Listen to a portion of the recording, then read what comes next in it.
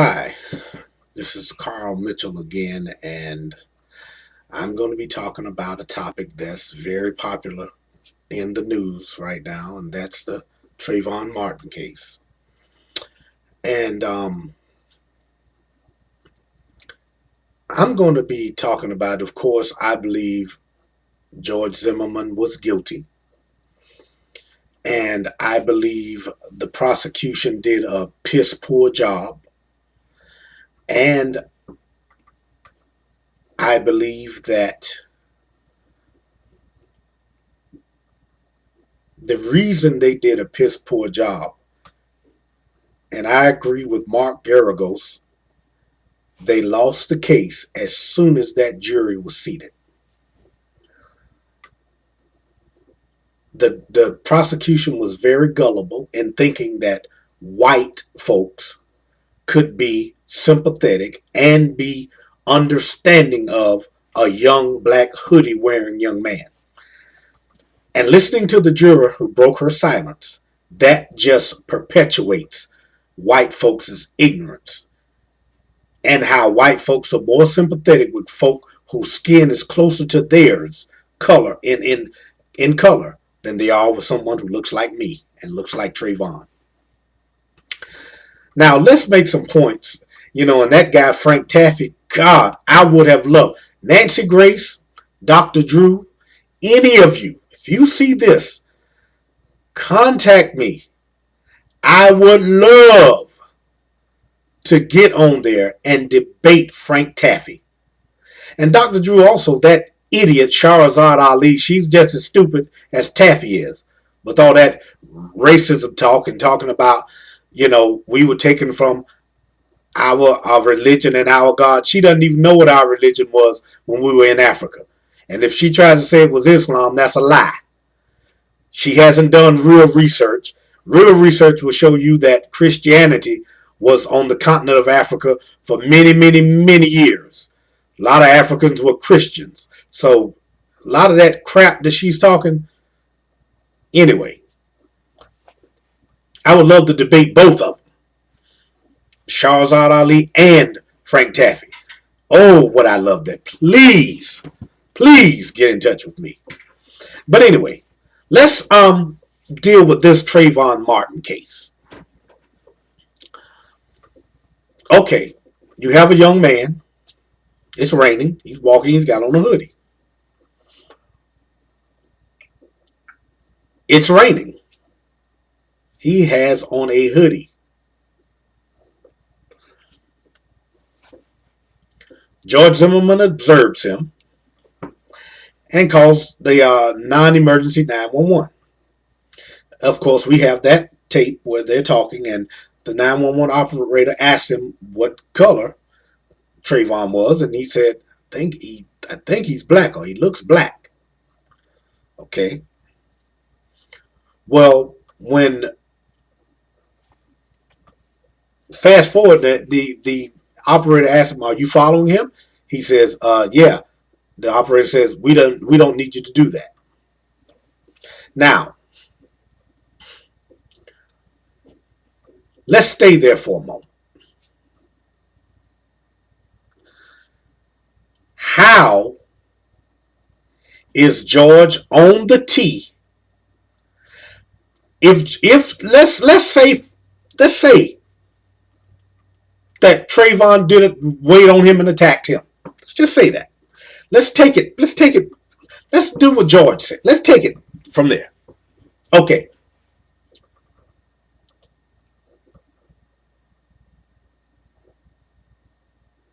Had he not followed, there would have been no need for him to defend himself. So obviously he ignored the operator and followed him anyway. Because how could someone jump you if you're in your truck? Which he never said. He said, man, he claimed Trayvon jumped him. Now, just like Trayvon was a stranger to him, he was also a stranger to Trayvon. Now,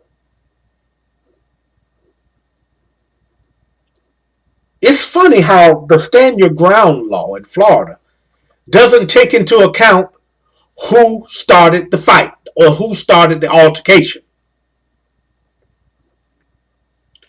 So it is irrelevant, white people, whether or not Trayvon jumped him. That's irrelevant.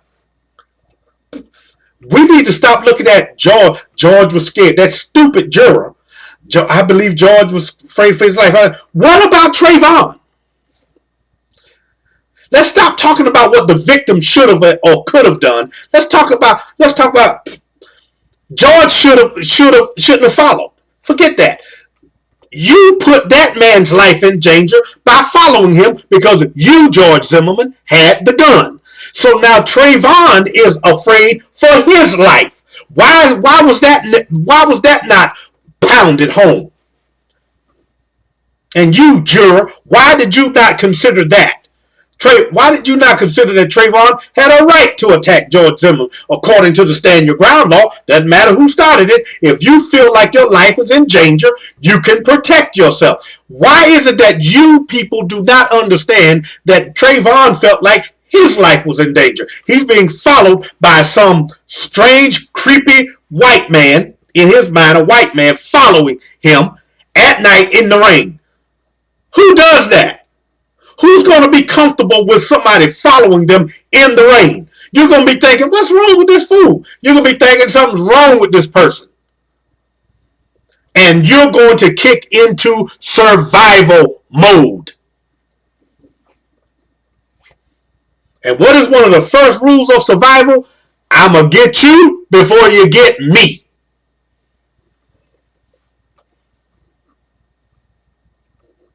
So just like you all keep talking about George Zimmerman had a right to defend himself, Trayvon had a right to defend himself. And if he beat George Zimmerman's butt, so what? That's what happens when you get into a fight. Somebody is going to get the best of it.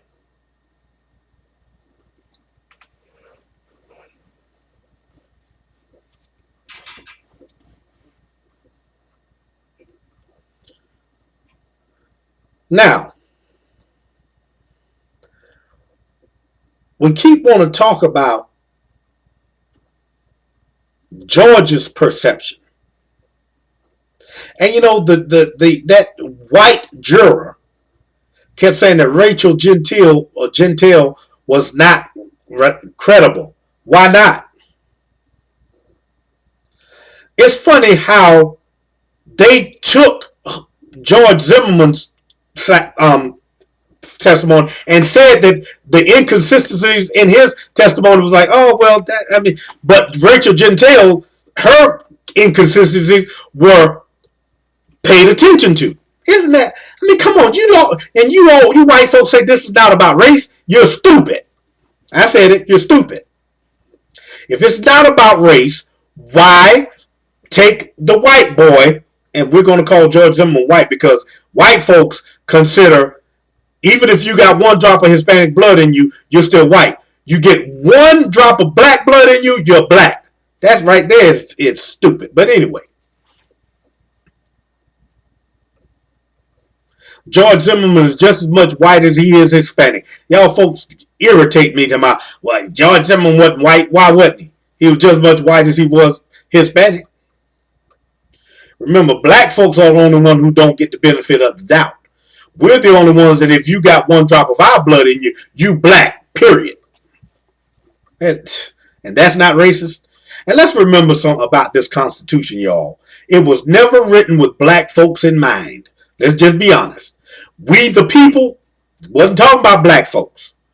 We weren't even considered citizens. We were akin to cattle on the census and how white folks saw us. So those words, the Constitution, when they were penned, and the quote unquote founding fathers and all, they're not our founding fathers. They're white folks' founding fathers, not ours. Let's just be real about it. I'm not trying to be mean or divisive or anything. Just keep it real. They are not our founding fathers. But anyway, let's get back to it. So Trayvon had to do everything right, but George Zimmerman didn't. Trayvon should have kept on going, but George Zimmerman shouldn't have stopped and got back in his truck.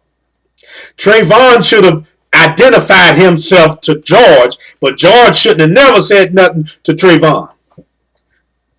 And you all want to say that this isn't about race? Look at the burden you're putting on the black kid and excusing the actions of the white boy. Come on. And let's say for the record, I am not racist or prejudiced in any way, shape, or form. I love people, but I'm not stupid. I've been black all my life. I've been in the South all my life. Do I believe that all white folks are racist? No. Or prejudiced? No. Do I believe that a lot of them are? Yes. Most definitely. And I don't care if they're from the South, North, South, East, or West. A lot of white folks are racist. And even the ones who claim to be so progressive and whatnot, let their son or daughter date somebody black and let's see how they feel about that. That tells you whether or not folks are racist or prejudiced. Let your son or daughter or yourself. If you totally, because of color, write off a black man or woman, you won't date them, you're racist. You're prejudiced. You'll let your white dog get with a black dog to create another dog. Hair. That's just hair. You'll let them get together. But just this color is just skin. Just the top of the skin. You will exclude something wrong with you. And I don't care if you black or white. If you got those issues, something wrong with you. You letting something like a cup.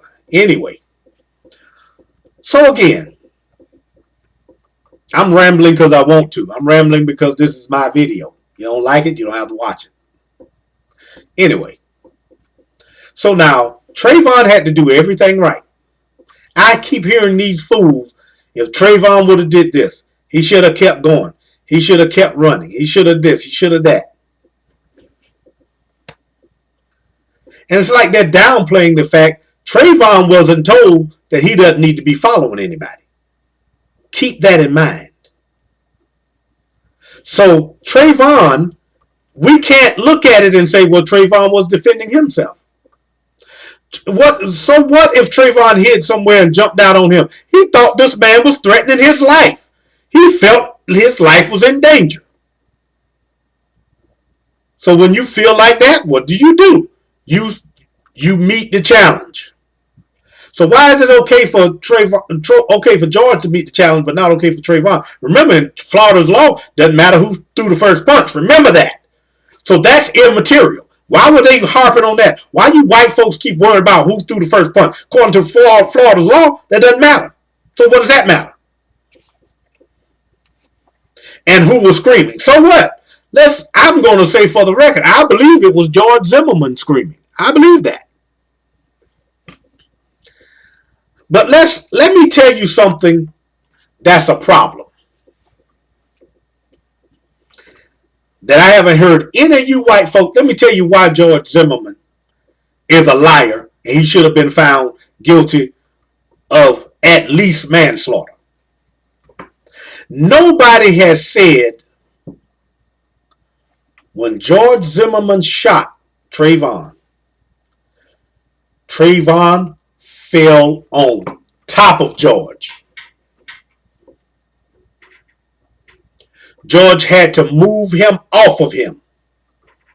But yet, when we found Trayvon was like this, face down.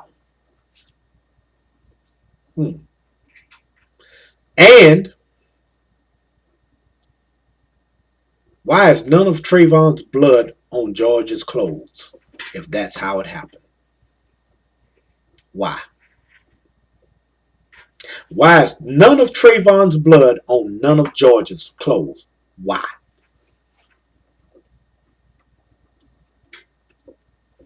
You gonna tell me that gunshot wound didn't bleed? If it was 2 to 4 inches away, when you punked your skin, I don't care if you do it with a pencil, blood's gonna come out of there. Where did that blood go? If he falls on top of George, If he's up straddling him, he's going to fall on him. George had to get him off of him. Why was that never explored? Frank Taafe, the juror, and you other idiots out there. If it happened like George Zimmerman said, and see, remember, the police officers were sympathetic to George Zimmerman off the top. So they're not going to fully investigate it. They practically took George's word, walked him through, but took his word. They didn't stop and say, wait a minute, there's no blood on him. This man was straddling him on top of him and was over him like that. He had to have fallen on him. Where's the blood of Trayvon on George's clothes? Where is that at? Ain't no rain gonna wash that off. You mean that man, that dead weight falls on him, and there is no expulsion of blood from that wound, from that fall? Come on. And how is it that Trayvon was found face down? Somebody fall on you, you're going to push them off of you to get out from under them. You're not going to ease them off and beat them. If you're afraid and scared and you're still jacked up, you're going to push them off. Trayvon should have been found either on his side or on his back. But I saw a crime scene photo where Trayvon was on his face. But let's say he was found on his back. Where is the blood on George Zimmerman's clothes? That's the smoking gun. Where is that? I heard nothing about that. Again, people, I've never been shot, but I have had wounds. And you're not going to tell me you shoot somebody in their chest, heart no doubt, and no blood is going to shoot out of that wound when they fall dead weight. No blood is going to transfer onto George Zimmerman's clothes. Even if the hoodie covered the hole when he fell, still the hoodie is going to get drenched with blood, and that's still going to transfer on George Zimmerman's jacket or whatever he had on that night. Where is it? Where is it?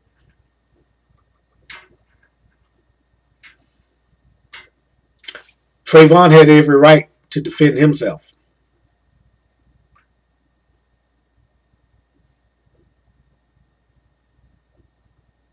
And the only reason George Zimmerman would be so afraid, and wait a minute, let me finish this. Let me tell you this too.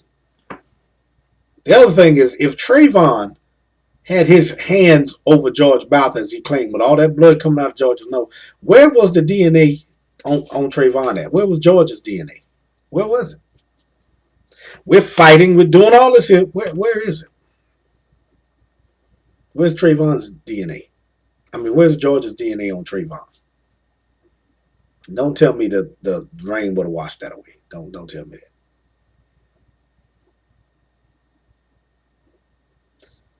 Why he's doing all this here? His hand is going to brush up against his jacket or something, or against his pants leg or something. There's going to be some type of transfer. Where is it? Come on, white people. Are y'all that stupid? Are y'all that racist? Are y'all that prejudiced that you're that blind? Where's the transfer of DNA? Where's Trayvon's DNA on George? And where's George's DNA on Trayvon? Where?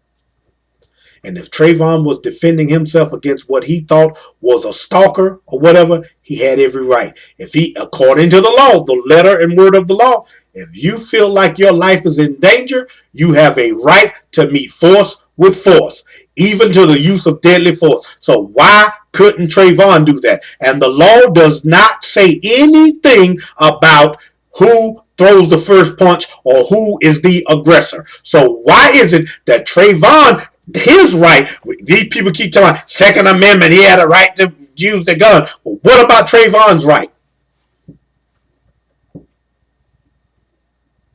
What about Trayvon's right to life, liberty, and the pursuit of happiness?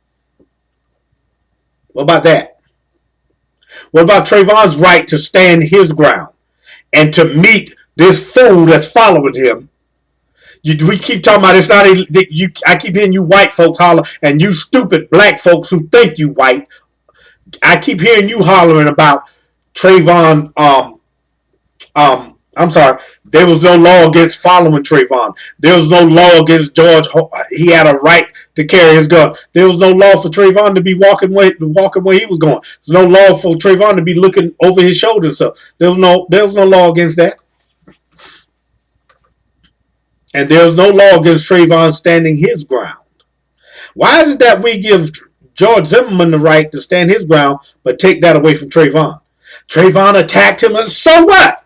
That has no bearing according to Florida's stand your ground law. You can be the aggressor and still kill somebody if you're standing your ground, if you feel like your life is in danger. So why is it, again, white people and anybody else who takes that right from Trayvon and gives it solely and squarely to George? Why? Is it because he's black? Because he's young and had on a hoodie? Is that it? That's why this verdict is jacked up. That's why this verdict is wrong.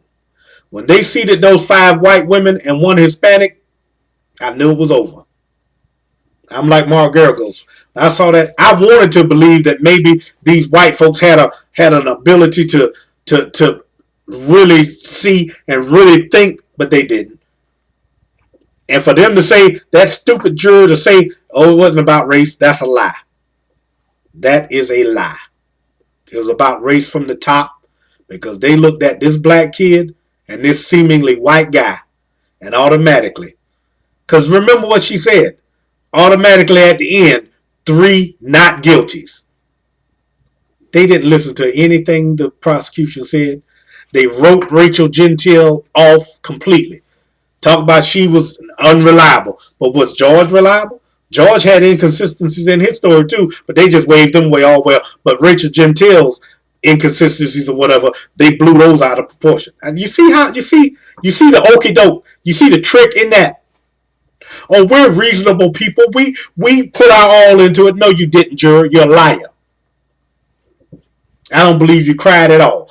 I know those 3 who was for not guilty immediately didn't cry. To stand your ground only go to the victor of the fight? Stand your ground is only afforded to the one who's still standing, who's still living? This is sad. This is another Emmett Till, another James Byrd, or whatever the guy's name who was dragged in behind the truck in Texas. This is more of the same. And you people wonder why. I'm going to end this with saying this. It is really, I can't believe the audacity of white folks to claim that Reverend Jesse Jackson and Reverend Al Sharpton are racist, and they're just as racist as they're just as guilty of. Let me tell you something. And a lot of you white folks who don't like them, let me tell you something. You saying white folks wouldn't have liked Rosa Parks, you wouldn't have liked Reverend Dr. Martin Luther King, you wouldn't have liked any of them. Benjamin E. Mays, Rudolph McKissick, all those champions, you wouldn't have liked any of them. If you don't like Jesse Jackson and Al Sharpton, you wouldn't have liked those guys either. And your daddies and mamas probably don't like them. Probably didn't like Reverend King or Miss Rosa Parks. Your daddies and granddaddies would probably say these troublemakers, because they wanted it to be the status quo. White folks don't like to talk about the elephant in the room. They like to ignore it. But white folks, let me say this. I said this on Facebook and I'm going to say it here. There would never have been black racism or prejudice towards white if it wasn't first white prejudice and white racism towards blacks.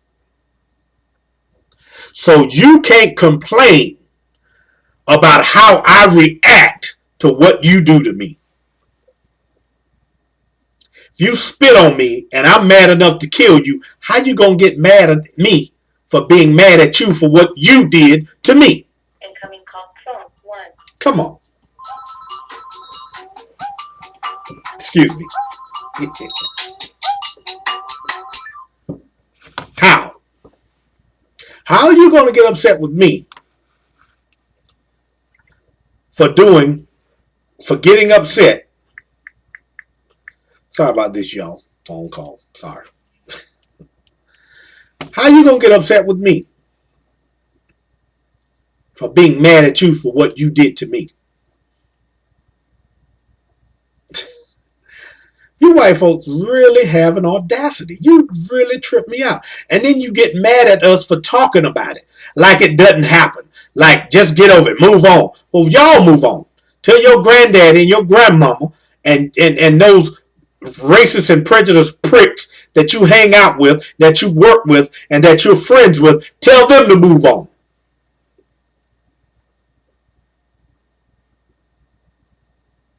And let me say one other thing. Dr. Drew, that white girl wannabe called herself the conservative black chick. Ooh, when she said something about Abraham Lincoln freed the slave and talking about y'all just want to be Democrats, the Democrats have done nothing for you and all, and you talk about the Republican Party, the man was trying to tell her about the Dixiecrats. Strom Thurmond, one of the biggest racists that ever lived, he was a Republican. Those Dixiecrats in South Carolina, all that, he was a Republican. So you're proud of that? Conservative black chick?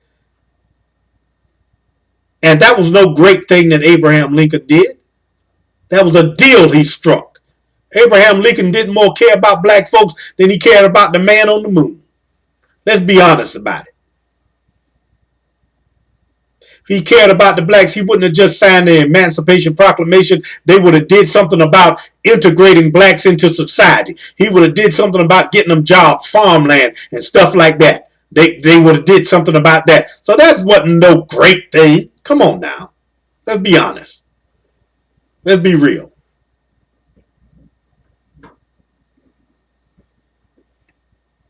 So again, I'm going to say this again.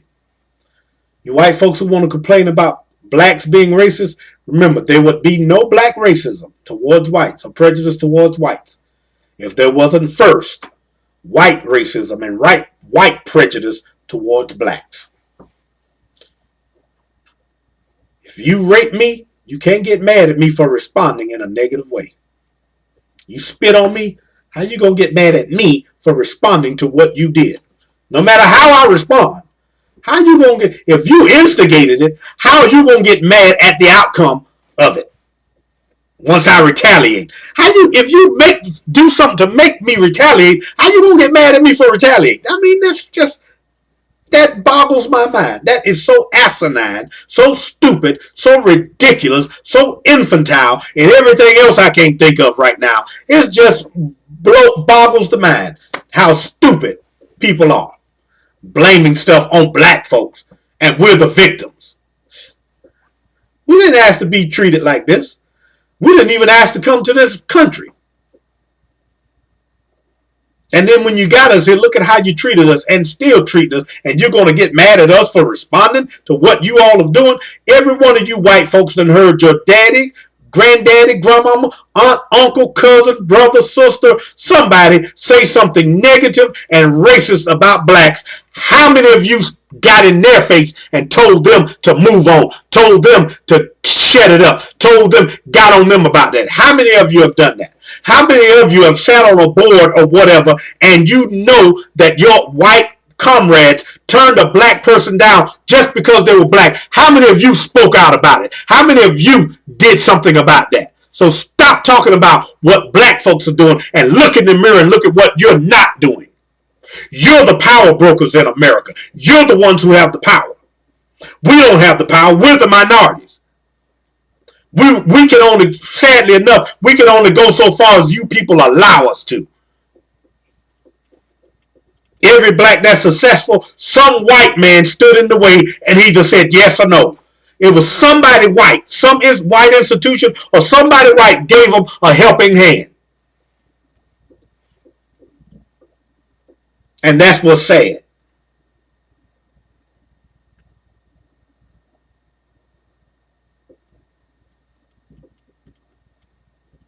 If you want to contact me, you can contact me by posting on this video, or you can contact me via email at capital, no, Mitchell Carl J at yahoo.com. That's MITCHELLCARLJ at yahoo.com. Thank you for listening, and feel free to leave your comments. I will respond to them. Thank you. Have a wonderful day, and I wish you all peace and success in your life. Thank you.